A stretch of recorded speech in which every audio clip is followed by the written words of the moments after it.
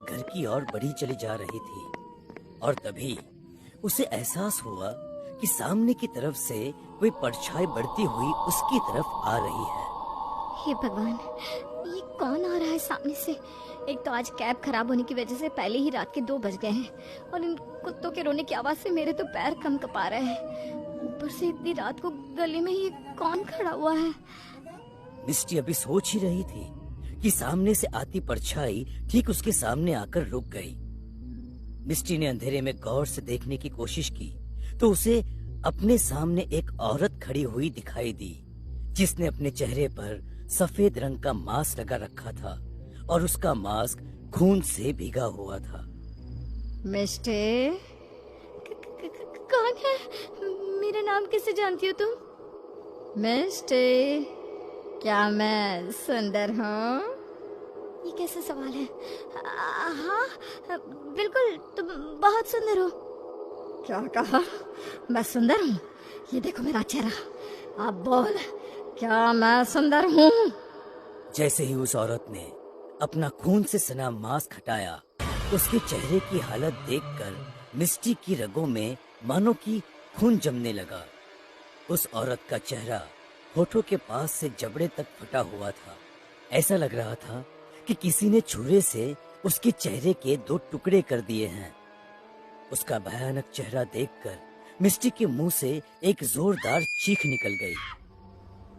मैं बहुत सुंदर हूँ ना? अब तुझे भी मेरे जैसा सुंदर बनना होगा। डर से कांपते हुए मिस्टी ने सामने खड़ी औरत की ओर देखा। उसके चेहरे से खून और मांस के टुकड़े लटक रहे थे। अगले ही पल वो औरत बिजली की तेजी से मिस्टी के नजदीक आ गई। उसने एक धारदार चाकू से मिस्टी के चेहरे पर वार कर दिया और उसके चेहरे को मुंह के पास से जबड़े तक काट कर बिल्कुल अपने जैसा बना दिया। मिस्टी के चेहरे को चाकू से गोदने के बाद भी उसका गुस्सा शांत नहीं हुआ था और इसीलिए उसने दर्द से कहराती हुई मिस्टी के सीने पर चाकू से एक के बाद एक वार करती गई। कुछ पल तक दर्द से राहत कराने के बाद मिस्टी की आंखें बंद हो गई। अपना गुस्सा निकालने के बाद वो औरत अपना मास्क पहनकर एक बार फिर अंधेरे में गायब हो जाती है। अगले दिन सुबह पुलिस को मिस्टी की कटी फटी लाश बरामद होती है तो हर तरफ सनसनी फैल जाती है। मिस्टी की मौत के कुछ दिन बाद गणेश नाम का एक व्यक्ति उस गली में ही मकान किराए पर ले लेता है। शाम के समय, अरे भाई जी, अरे 8 बजने वाले हैं। 8 बजे के बाद कोई सामान नहीं मिलेगा। जिसको जो सामान लेना है जल्दी से लेकर यहाँ से चले जाओ। अरे भाई साहब क्या बात है? आप सभी इतने डरे हुए क्यों हैं? आपको दुकान बंद करने की इतनी जल्दी क्यों है?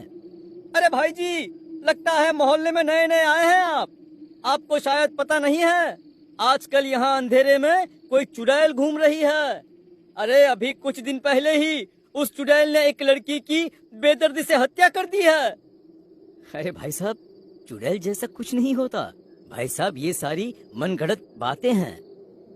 अरे आप मानो या ना मानो भाई जी, आपकी मर्जी, लेकिन मैं अंधेरा होने के बाद अपनी दुकान नहीं चलाऊंगा। मैं तो आपको भी सलाह दे रहा हूँ कि अंधेरा होने से पहले आप अपने घर पे चले जाइए, बाहर मत निकलिएगा। गणेश को उस मकान में आए हुए कुछ ही दिन हुए थे। अपने कानों में हेडफोन लगाकर वह रात के सन्नाटे में अपने कमरे का सामान सही कर रहा था।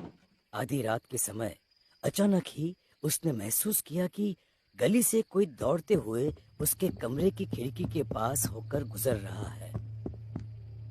अरे ये इतनी रात को कौन दौड़ रहा है, और वो भी गली में? गणेश ने थोड़ी सी खिड़की खोलकर झांक कर देखा तो सामने का नजारा देखकर उसके पैरों तले जमीन खिसक गई। क्या मैं सुंदर हूँ? क्या सुंदर? हाँ, तुम बहुत सुंदर हो। अब मुझे जाने दो। लड़के के इतना कहते ही वह औरत अपना मास्क हटाकर लड़के को अपना असली चेहरा दिखा देती है, जिसे देखकर वो जोर जोर से चीखने लगता है। चिल्ला क्यों रहा है? देखना मैं कितनी सुंदर हूँ। देखना क्या हुआ, मैं सुंदर नहीं हूँ क्या? फिर झूठ क्यों बोला मुझसे? उस भयानक शक्ल वाली औरत को देखकर वह लड़का थर थर कांप रहा था। अचानक ही उस औरत ने अपने चमकते धारदार चाकू से उस लड़के के चेहरे पर वार कर दिया और उसके चेहरे को मुंह के पास से काटकर अपने जैसा बना दिया। लड़के के चेहरे से खून और मांस के लोथड़े लटक रहे थे और वह दर्द से तड़प रहा था।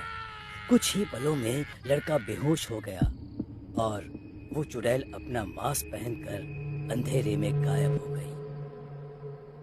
देवा रे देवा, ये बात तो सच्ची है कि चुड़ैल है, लेकिन ये ऐसा क्यों पूछ रही थी कि ये सुंदर है कि नहीं? जरूर इसके पीछे कोई न कोई वजह जरूर है। मुझे पता करना होगा कि आखिर ये चुड़ैल कौन है और ये ऐसी बनी कैसे। हेलो मयंक, अरे मयंक, मुझे तेरी मदद की जरूरत है यार। तुम्हारे थाने में कोई ऐसा केस रिपोर्ट हुआ है जिसमें किसी औरत की लाश मिली हो और उसका चेहरा बुरी तरह से कटा फटा हो? हमें चेक करके बताता हूँ। मयंक कुछ देर तक फाइलें चेक करता है और फिर उसके बाद गणेश को फोन करता है।